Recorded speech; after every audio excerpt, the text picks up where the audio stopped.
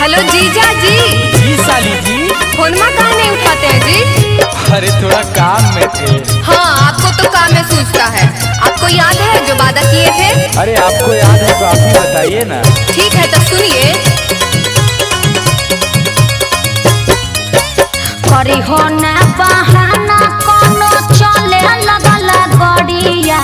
आहो जीजा करी हो ना बहाना कोनो चले लगल गड़िया। आहो जीजा मेला घूमे आई हो ससुररिया।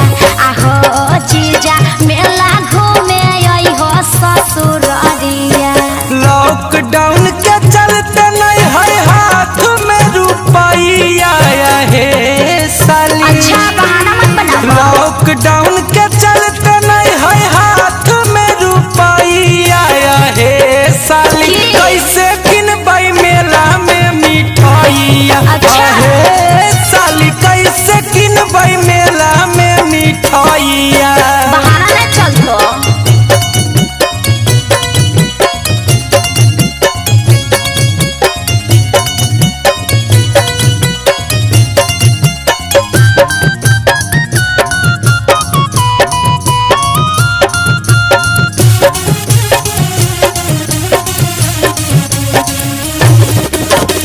मेला देखेले जेबै धनबाद रांची।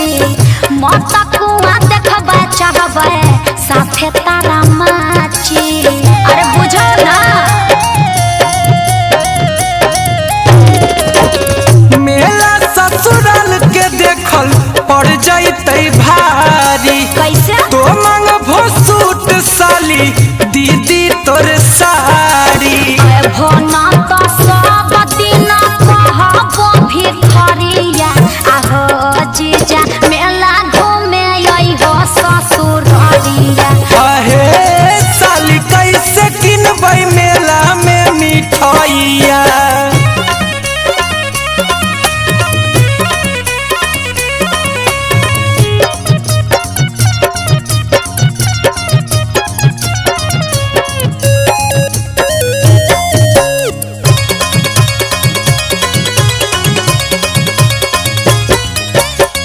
इतना भी की है साली आना जरूरी। अच्छा। करो नहीं जिद ज्यादा बुझा मजबूरी।